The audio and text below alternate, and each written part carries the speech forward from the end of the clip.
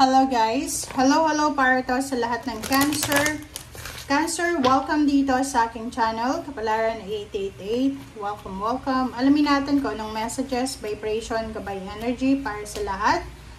This is general reading, money, career, financial. General siya kasi pwede siya sa lahat. Pwede siya sa lahat ng tao na nanonood as long as you're 18 years old above. Okay.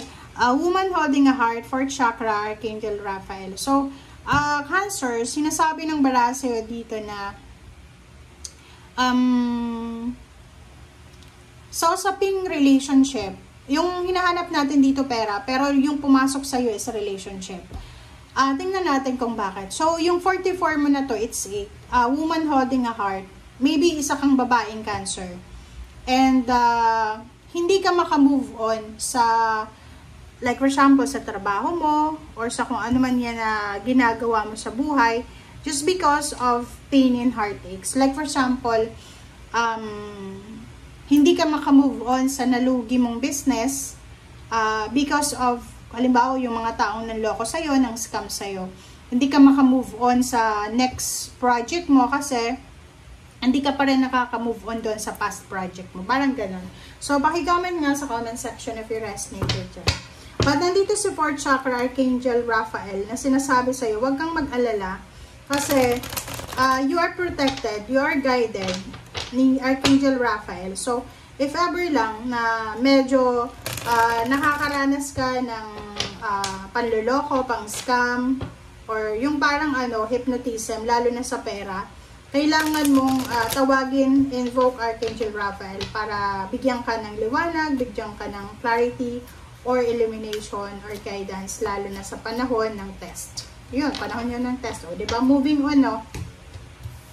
Sabi ko sa inyo, yung iba sa inyo dito talaga hindi makamove on, Yung parang, apektado ka, apektado yung next move mo. Like, yung halimbawa, diba?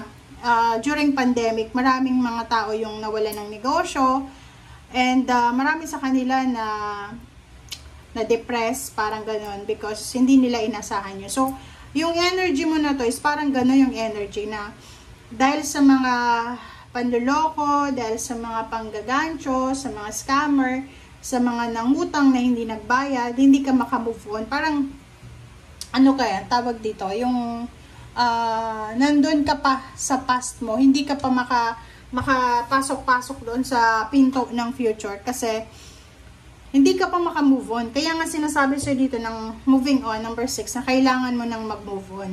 Kailangan mo nang, kumbaga, huwag ka nang mag-hold back. Tanggapin mo na, acceptance. Kailangan na nating tanggapin na, okay, kung na-scam ka, bahala na yung mga scammer na yan. Kung naloko ka, parang ganon. Or halimbawa, na-terminate yung contract mo because of parang binackstab ka or ano pa man sa trabaho, okay lang yun. Okay? 2 of Cups and 7 of Wands. Nakikita ko sir dito na kailangan mong maging masipag. Kailangan mong maging masipag. Kailangan mong maging hardworking because of your family. Parang ganon. 2 of Cups. So, ang nakikita ko sir dito, Cancer, na kailangan mong proteksyonan ang pamilya mo. Kailangan mong proteksyonan ang asawa mo, ng boyfriend mo, girlfriend, family, parents, or kung may anak ka. 9 of Swords, nakikita natin dito, may mga, yun na nga, ganun din yung message dito. Same din dito na sinasabi na may mga Cancer na hindi makatulog, stress na stress sila kasi kailangan nila ng pera Parang halimbawa, ganito yung situation dito. Siguro may nangutang sa'yo or meron kang pinautang and ngayon na kailangan mo na, hindi mo makukuha yung pera because ayaw nang ibigay sa'yo or siguro na-scam ka or pwedeng kung ano man yan na nangyari. And yun yung rason kung bakit ka nawawala ng interest na mag-move forward.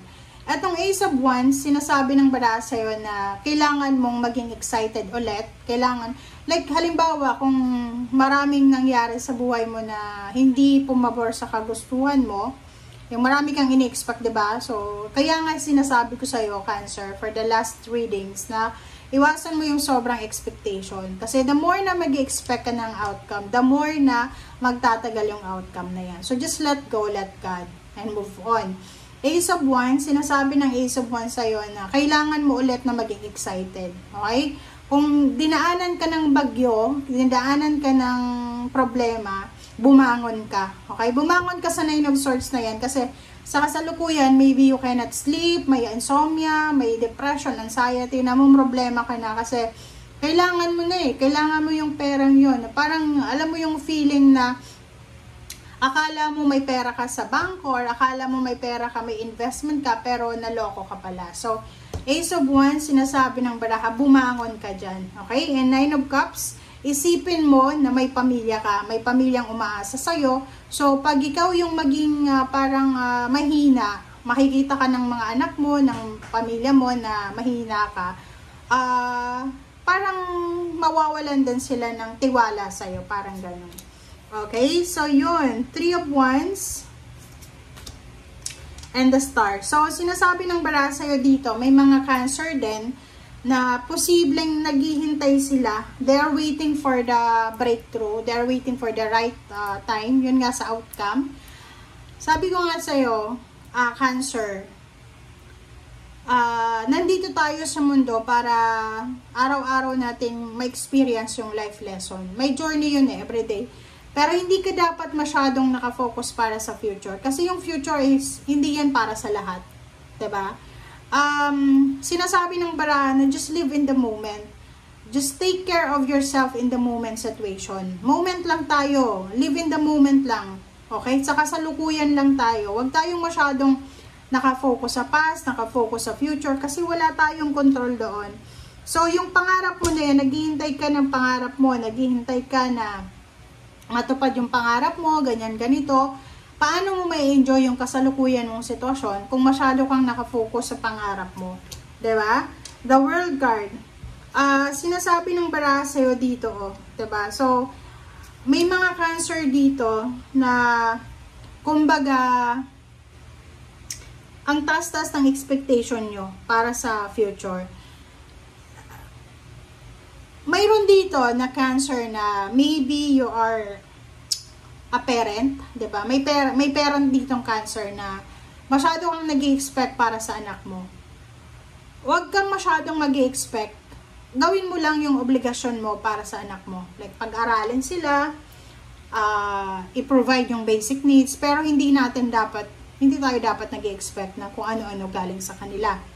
Okay? And huwag tayong masyadong maging advanced na, halimbawa, yung anak mo is ganito ngayon, tas, yung anak ko na yan, 10 years from now, millionaire na yan. No.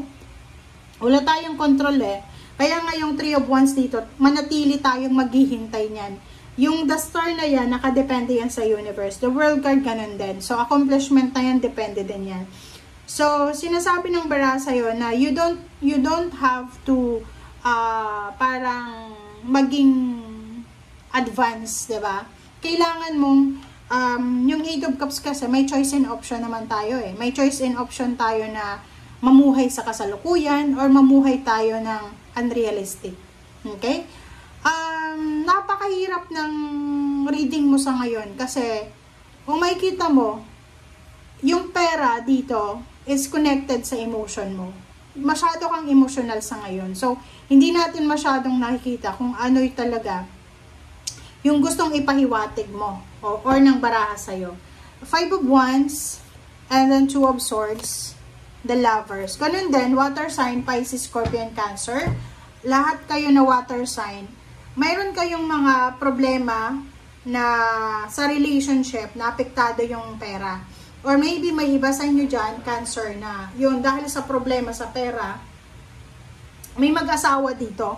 It's either pareho kayong Cancer, pareho kayong water sign, Pisces, Scorpion, Cancer, o kung ano man ang zodiac sign ng asawa mo or ng partner mo, ng parents mo. Basta, tingnan mo to. Five of Wands and Two of Swords and Lovers. Diba?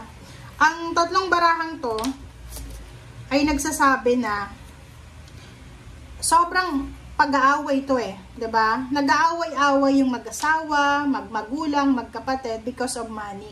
Yung parang nag-aano na sila eh, nagsusumbatan sila, nagsisisihan, bakit mo kasi pinautang, bakit ka nagtiwala, ganyan ganito, ngayon tayo yung wala, parang ganyan. So, comment down below if you resonated. Thank you guys. Bye!